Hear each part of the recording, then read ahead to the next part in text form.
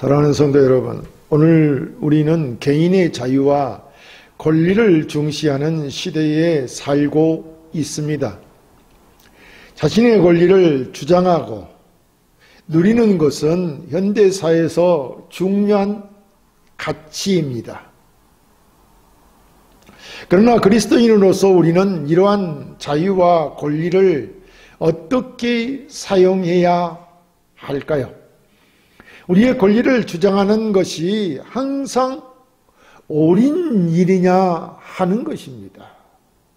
아니면 복음을 위해 때로는 그것을 우리의 권리를 내려놓아야 할 때가 있는가 하는 것이죠.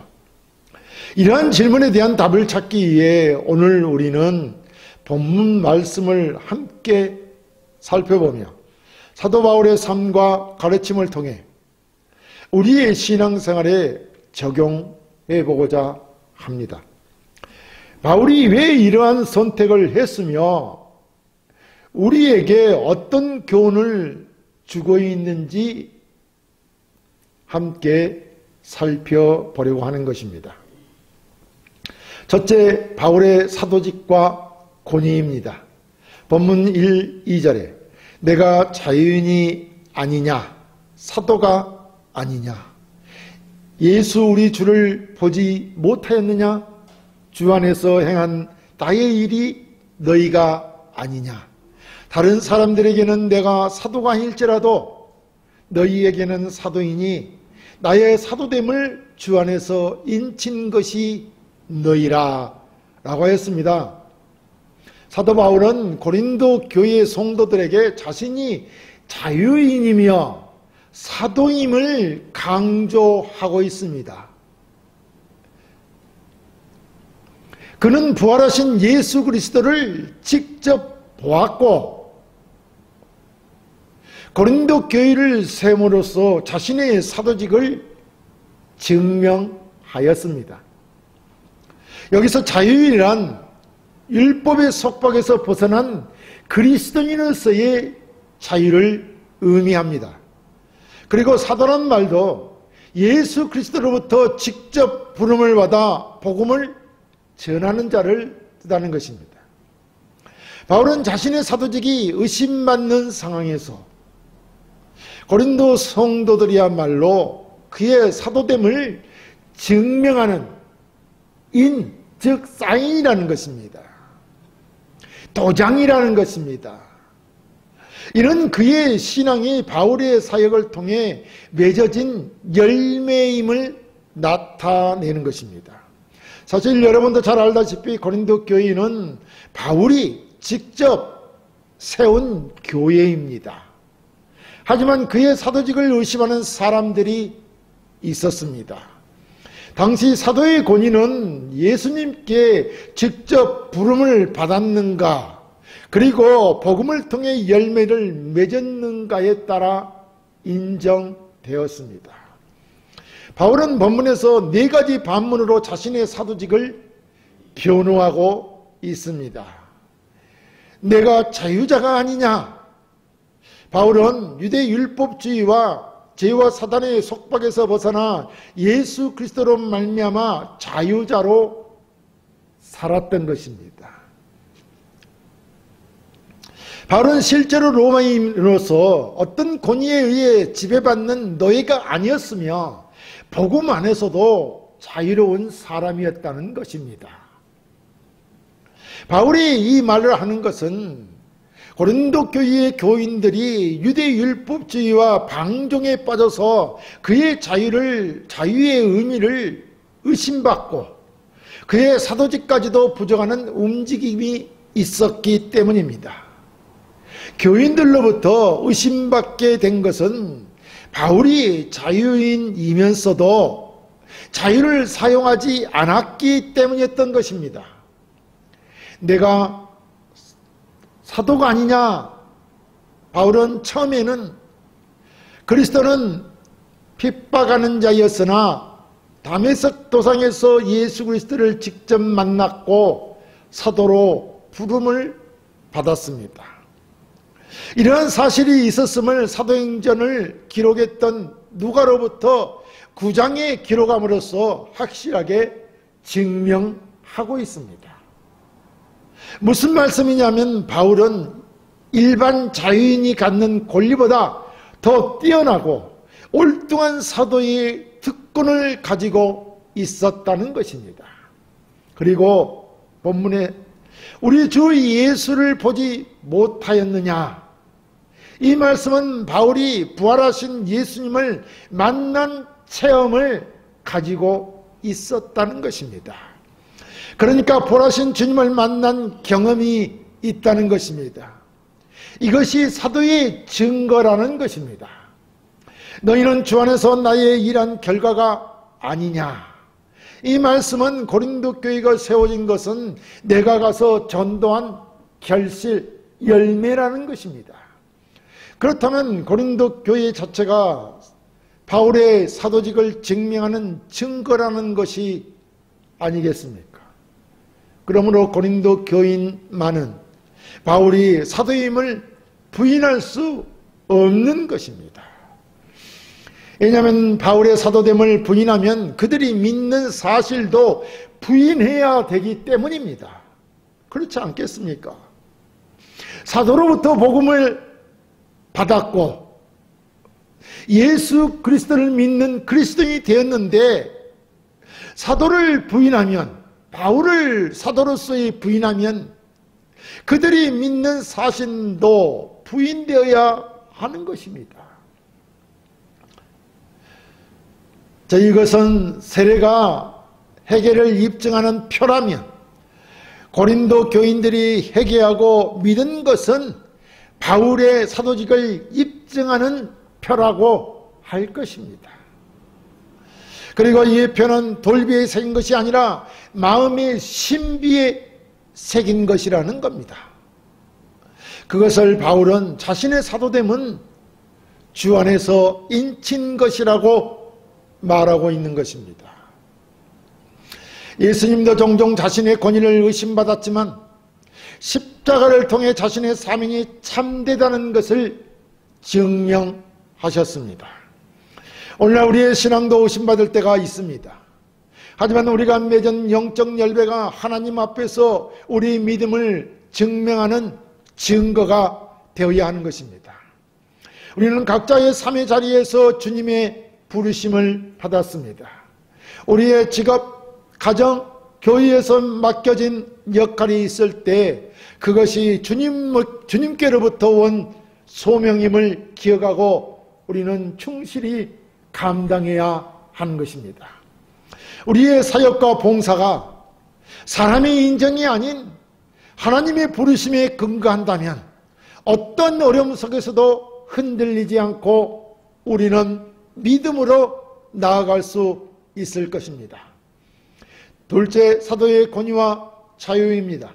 본문 3, 4절에 나를 비판하는 자들에게 변명할 것이 이것이니 우리가 먹고 마실 권리가 없겠느냐라고 하였습니다. 바울은 자신을 비판한 자들에게 먹고 마실 권리가 있음을 밝히고 있습니다. 먹고 마실 권리란 복음 사역자로서 교회로부터 물질적 지원을 받을 권리를 말합니다.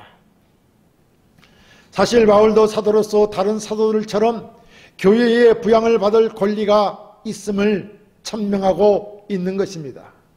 바울이 이 말씀을 하는 것은 당시 바울의 사도권을 공박하고 비판하는 자들이 있었는데 그들은 자신들이 매우 신령한 자들인 것처럼 행세하면서 마치 법정에서 피의자를 신문하듯이 엄격하고 집요하게 바울을 공격하였기 때문에 이에 대한 변호인 것입니다.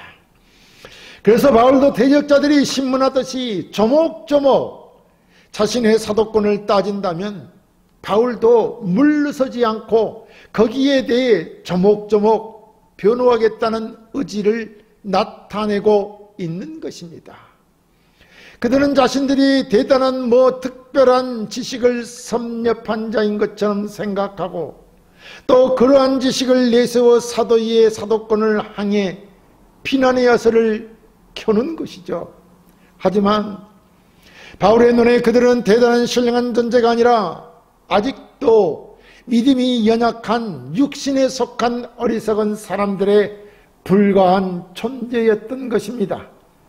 그런데도 바울이 저들의 사도권에 대한 반박을 무시하지 않고 꼬박꼬박 반박하는 것은 자신을 향한 사도권에 대한 공격이 자신이 전한 복음의 권위마저 떨어뜨리는 것을 보았기 때문인 것입니다. 그것은 자신의 사도권이 반박되고 부정된다면 자신이 전한 복음은 어떻게 되겠습니까?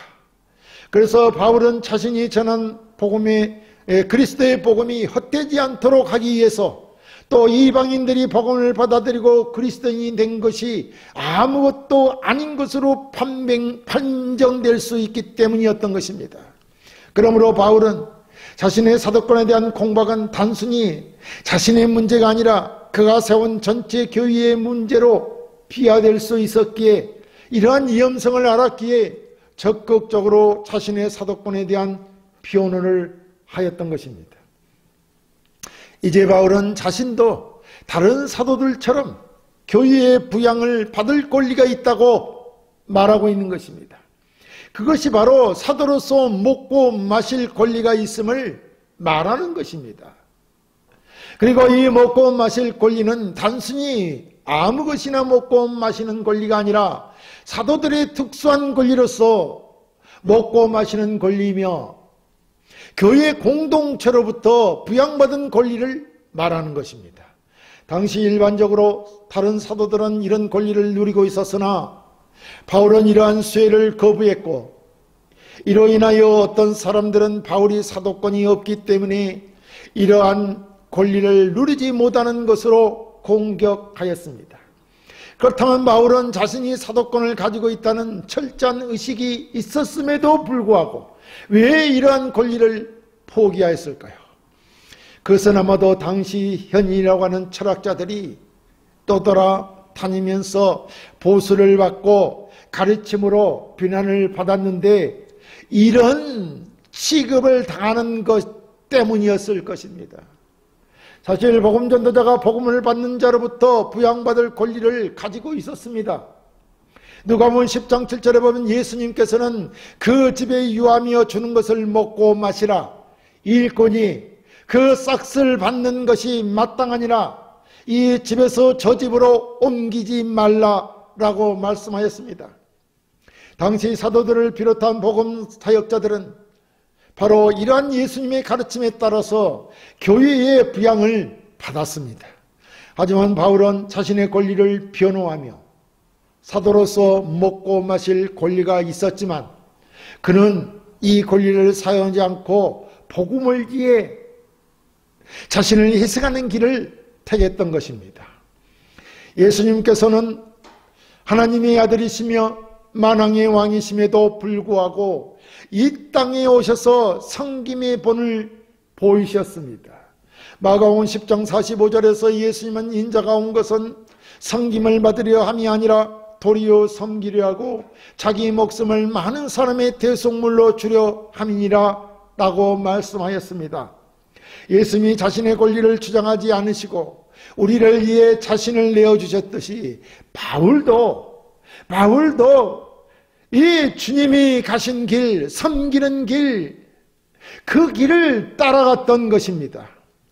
오늘날 우리는 종종 자신의 권리를 주장하기 급급하지만 복음을 위해 희생할 수 있는 삶이 필요한 것입니다.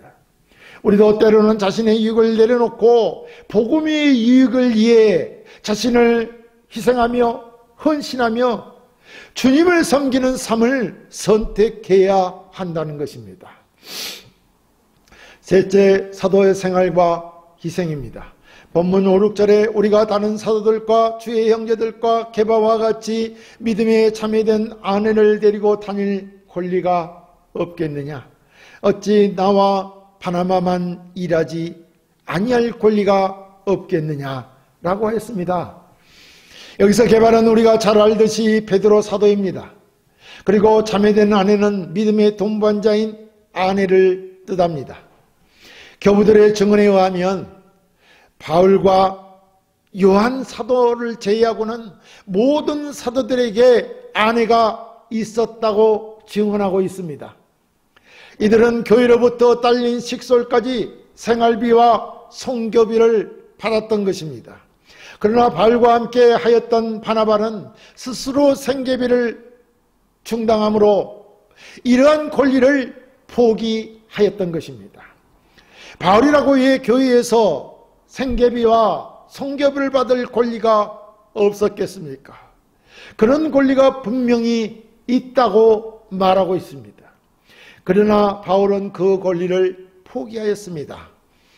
그것은 단순한 희생이 아니라 복음을 위한 전략적 선택이었던 것입니다. 그는 자신의 권리를 내어놓음으로써 복음의 순수성을 지키고 그리스도의 사랑을 실천하였던 것입니다. 목회자의 삶은 바로 이런 삶입니다. 그러므로 첫 교회는 목회자의 생계를 책임져야 합니다. 이것은 초대교회 때부터 내려온 전통입니다. 사실 목회자는 다른 직업을 갖기 힘듭니다. 그리고 다른 교회에서 목회자의 생계비를 책임져 주지도 않습니다. 목회자는 오직 목회에만 점령하도록 하나님이 세우신 직분자가 아니겠습니까? 구약시대의 성별된 제사장들은 백성들이 바친 제물로 생계를 해결하였습니다. 오늘날의 목회자들은 구약시대의 제사장과 마찬가지로 오직 주의 일에만 전념하도록 성별된 자들인 것입니다. 오직 말씀을 선포하고 성도들을 위해 기도하고 성도들을 주님이 원하시는 구원의 길로 인도하도록 세움을 받은 분들인 것입니다. 그러므로 목회자들이 생계에 대한 이 곤란을 당하는 일이 없도록 성도들이 배려해 줘야 하는 것이며, 성도들은 목회자들을 통해 영적인 양육과 지도를 받는 것입니다. 그 영적인 양육과 지도는 물질로는 환산할 수 없는 고귀한 것이 아니겠습니까? 목회자를 물질로 공개하는 일은 주님께 받은 은혜에 대한 응답인 것입니다. 목회자의 생계비와 성교비를 책임져주는 일은 목회자만이 아니라 성도들을 위해서도 좋은 일인 것입니다.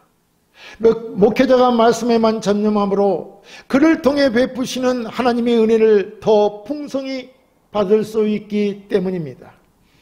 사랑하는 성도 여러분, 오늘 본문을 통해 바울은 사도직을 변호하면서도 자신의 권리를 포기하는 모습을 보여줍니다. 우리도 신앙의 자리에 서면서 우리 권리를 주장하는 것보다 하나님의 나라를 위해 희생하는 삶을 살아야 합니다. 우리는 어떤 선택을 해야 할까요? 하나님께서 기뻐하시는 삶은 우리의 권리를 주장하는 것이 아니라 복음을 위해 희생하는 것이 아니겠습니까?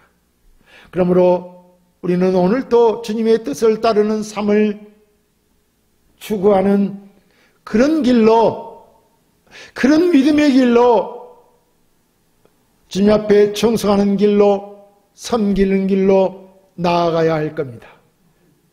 그런 자들에게 하나님께서 무한한 축복을 부어주실 것입니다. 그러므로 우리는 오직 복음을 위해 믿음으로 나아가는, 그러므로 축복을 누리는 그런 자들이 되어야 할 것입니다.